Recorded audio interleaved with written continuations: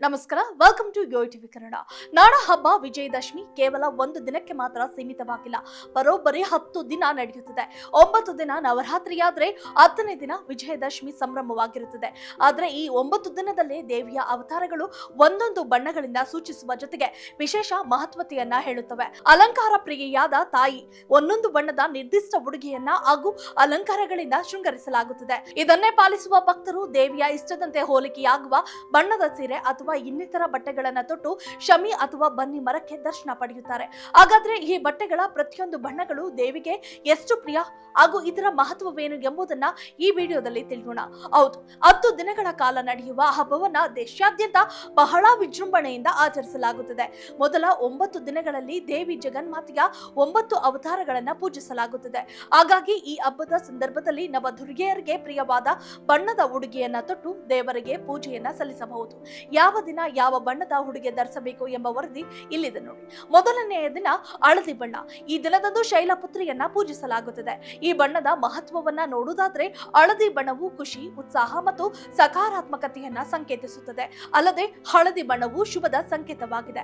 ಹಾಗಾಗಿ ಹಳದಿ ಬಣ್ಣದ ಉಡುಗೆಯನ್ನ ಧರಿಸಿ ದೇವಿಯನ್ನ ಪೂಜಿಸುವುದರಿಂದ ಅದೃಷ್ಟ ಬರುತ್ತದೆ ಎಂಬ ನಂಬಿಕೆ ಇದೆ. ಎರಡನೇ ದಿನ ಹಸಿರು ಬಣ್ಣ. ನವರಾತ್ರಿಯ 2ನೇ ದಿನ ಮಾತೆ ಬ್ರಹ್ಮಚಾರಿಣಿಯನ್ನ ಪೂಜಿಸಲಾಗುತ್ತದೆ. ಈ ದಿನ ಹಸಿರು ಬಣ್ಣದ ಉಡುಗೆಯನ್ನ ತೊಟ್ಟರೆ ಶ್ರೇಷ್ಠ ಎಂದು ಹೇಳಲಾಗುತ್ತದೆ. ಈ ಬಣ್ಣದ ಮಹತ್ವ ಏನಂದ್ರೆ ಹಸಿರು ಬಣ್ಣವು ಹೊಸ ಆರಂಭ ಮತ್ತು ಸಮೃದ್ಧಿ ಮತ್ತು ಏಳಿಗೆಯ ಸಂಕೇತವಾಗಿದೆ. ಹಾಗೂ 3ನೆಯ ದಿನ ಬೂದು ಬಣ್ಣ. ಈ ದಿನದಂದು ಚಂದ್ರಘಂಟಾ ದೇವಿಯನ್ನ ಪೂಜಿಸಲಾಗುತ್ತದೆ. ಎಲ್ಲಾ ರೀತಿಯ ನಕಾರಾತ್ಮಕ ಶಕ್ತಿ ಹಾಗೂ ದುಷ್ಟ ಶಕ್ತಿಗಳನ್ನ ನಾಶ ಮಾಡಲು ಈ ದಿನ ಬೂದು ಬಣ್ಣದ ಉಡುಗೆಯನ್ನ ತೊಟ್ಟು ಪೂಜಿಸಿದರೆ ಶ್ರೇಷ್ಠ ಎಂದು ಹೇಳಲಾಗುತ್ತದೆ. ಈ ಬಣ್ಣದ ಮಹತ್ವ ಏನಂದ್ರೆ ಬೂದು ಬಣ್ಣವು ಭಾವನೆಗಳನ್ನ ಸಮನ್ವಯಗೊಳಿಸುತ್ತದೆ. 4ನೆಯ ದಿನ ಕೇಸರಿ. ಈ ದಿನದಂದು ಕೂಷ್ಮಾಂಡ ದೇವಿಯನ್ನ ಪೂಜಿಸಲಾಗುತ್ತದೆ. ದೇವಿ ಕೂಷ್ಮಾಂಡಗೆ ಕಿತ್ತಳೆ ಬಣ್ಣವೆಂದರೆ ಪ್ರಿಯವಾದುದು. ಈ ದಿನ ನೀವು ಕಿತ್ತಳೆ ಬಣ್ಣದ ಉಡುಗೆಯನ್ನ ತೊಟ್ಟು ದೇವಿಯನ್ನ ಪೂಜಿಸಬಹುದು. ಈ ಬಣ್ಣದ ಮಹತ್ವವನ್ನ ನೋಡುವುದಾದ್ರೆ ಕಿತ್ತಳೆ ಬಣ್ಣವು ಶಕ್ತಿ ಮತ್ತು ಸಂತೋಷದ ಭಾವನೆಯನ್ನ ನೀಡುತ್ತದೆ ಮತ್ತು ಕಿತ್ತಳೆ ಬಣ್ಣವು ಧನಾತ್ಮಕ ಶಕ್ತಿಯನ್ನ ರವಾನಿಸುತ್ತದೆ. 5ನೇ ದಿನ ಬಿಳಿ ಬಣ್ಣ. ನವರಾತ್ರಿ ಹಬ್ಬದ ಸ್ಕಂದ ಮಾತೆಯನ್ನ ಪೂಜಿಸಲಾಗುತ್ತದೆ. ಈ ದಿನ ಬಿಳಿ ಬಣ್ಣದ ಉಡುಗೆಯನ್ನ ತೊಟ್ಟರೆ ಶ್ರೇಷ್ಠ ಎಂದು ಹೇಳಲಾಗುತ್ತದೆ. ಏಕೆಂದ್ರೆ ಸ್ಕಂದಾದೇವಿಗೆ ಬಿಳಿ ಬಣ್ಣವು ಪ್ರಿಯವಾದುದು. ಈ ಬಣ್ಣದ ಮಹತ್ವವನ್ನ ನೋಡುವುದಾದ್ರೆ ಬಿಳಿ ಬಣ್ಣವು ಶುದ್ಧತೆ ಮತ್ತು ಶಾಂತಿಯ ಸಂಕೇತವಾಗಿದೆ. ಅಲ್ಲದೆ ಬಿಳಿ ಬಣ್ಣವು ಆತ್ಮವಿಶ್ವಾಸವನ್ನ ಸಹ ಹೆಚ್ಚಿಗೆ ಮಾಡುತ್ತದೆ. ಇನ್ನು 6ನೇ ದಿನ ಕೆಂಪು ಬಣ್ಣ.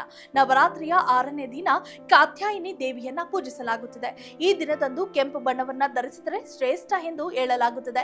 ಕೆಂಪು ಬಣ್ಣವು ಜಗನ್ಮಾತೆಯ ನೆಚ್ಚಿನ ಬಣ್ಣವೆಂದು ಪರಿಗಣಿಸಲಾಗಿದೆ.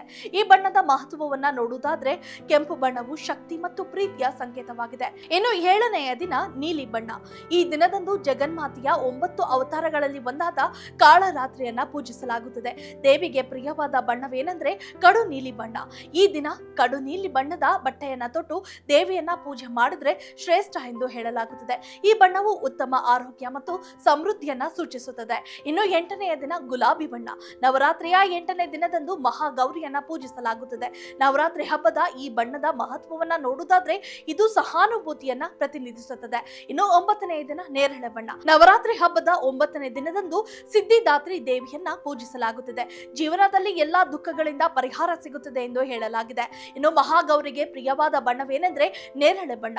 ಈ ಬಣ್ಣವು ಶ್ರೀಮಂತಿಕೆ ಮತ್ತು ಸಮೃದ್ಧಿಯನ್ನ ಪ್ರತಿನಿಧಿಸುತ್ತದೆ.